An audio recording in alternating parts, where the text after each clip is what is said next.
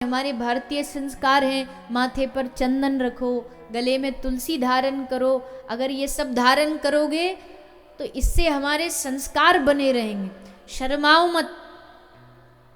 जैसे मैयाओ आप यहाँ बैठी हो ना, ये लंबा लंबा सिंदूर भर के, यहीं से पूरा एकदम ना भी लाइट हो ना तो भी मैया दिख जाती है एकदम कि ये मैया कोई बैठी है। तो ये पहचान है आपकी कि आप किन्हीं की हो, मतलब कोई आपका स्वामी है। ये पहचान बिन कहे पता लग जाती है कि आपका कोई स्वामी है। वैसे ही माथे पर अगर आपके और हमारे चंदन ये लगा रहेगा तो इसका बिन कहे मतलब है कि हम दुनिया में अकेले नहीं हैं, हम दुनिया में लावारिस नहीं है, हमारा कोई मालिक है। और मालिक भी कोई ऐरा गैरा नहीं है, सेठों में सेठ, सावरिया सेठ, जो सबका नाथ है वो हमारा मालिक है। सबका जो नाथ है, सबका जो स्वामी है वो हमारा मालिक है। तो माथे पर चंदन लगाओगे तो इसमें शर्म नहीं। कई लोग बड़ी शर्म करते हैं, अरे कथा सुनाए तो फिर लोग कहेंगे बड़ा बाबा जी बना फिर रहा है। पहली बात तो बाबा जी बनना कोई इतना आसान है क्या?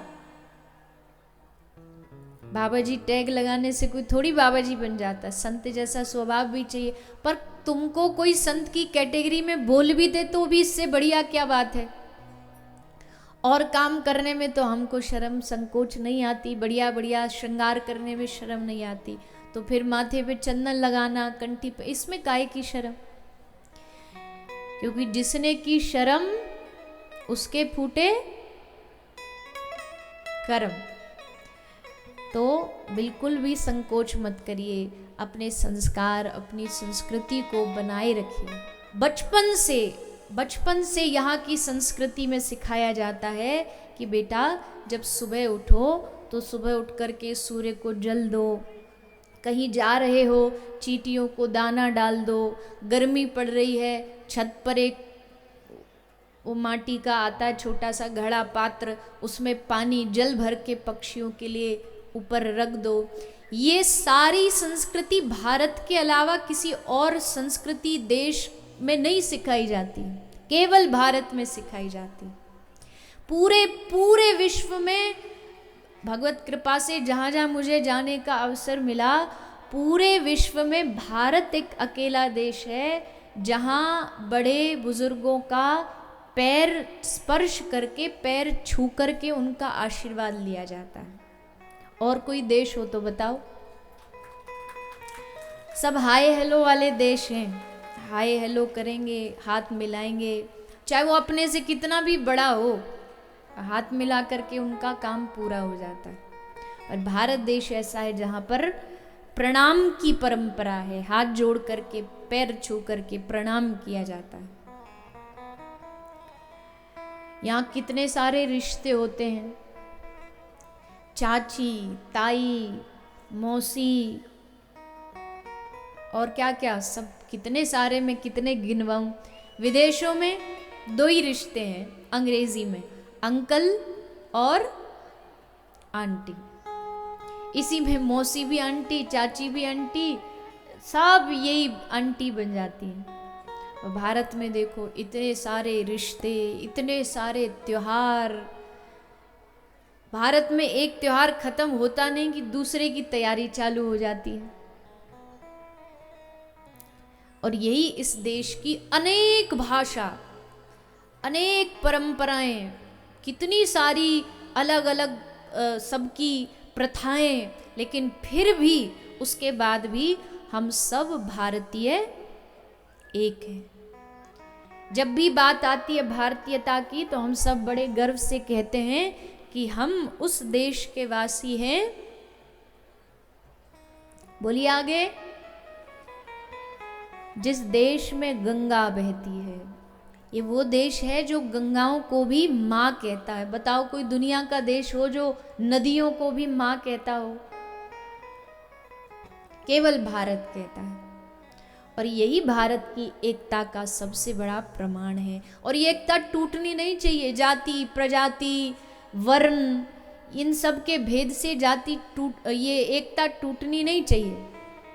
सब बाद की बात है। पहली बात यह है कि हम भारतीय हैं, हमारा जन्म ऋषियों के देश में हुआ है। ये देश शास्त्रों का देश है। शस्त्र इस देश ने बाद में पाए।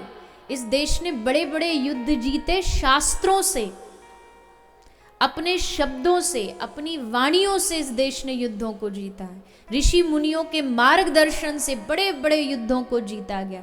चाहे वो श्री द्रोणाचार्य हों, चाहे वो श्री विश्वामित्र जी हों, ऋषियों के मार्गदर्शन से इस देश में युद्ध जीते गए।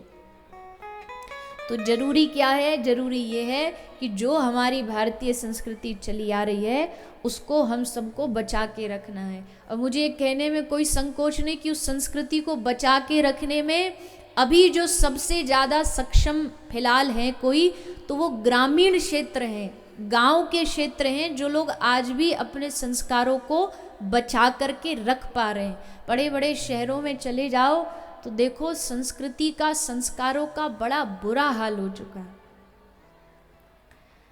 मुझे कोई शहरों से वो नहीं है, कथाएं तो हर जगह होती हैं, चाहे वो देश हो विदेश, हर क्षेत्र में होती, पर देखने में यही आता है कि बड़े बड़े शहरों में तथाकथित पढ़ाई के नाम पर बड़ी सारी संस्कृतियों को हमने बेच दिया, खत्म कर दिया। युवाओं ने आज के समय में भारतीय संस्कृति में क्या पहनना चाहिए, क्या खान पान करना चाहिए, वो भूल गए। तो आप सब जितने भी यहाँ बैठे हो, आप सबका तो ग्रामीण क्षेत्र में आप सब रहते हो। छोटा सा आपका सुंदर सा गांव है। वैसे तो यहाँ हर क्षेत्र से लोग आ रहे हैं, बता रहे थे बहुत दूर दूर के गांव के लोग भी आ रहे हैं यहाँ पे कथा सुनने। पर आप सबकी ये जिम्मेदारी बनती है कि आप सब अपने संस्कारों को बनाए रखो। बड़ा बनना अच्छी बात है, शहरी बनना अच्छी बात है, पर शहरी बनने के चक्कर में अपने संस्कारों को मत खत्म करना। आपकी जो सादगी है वही आपकी सबसे बड़ी पहचान है।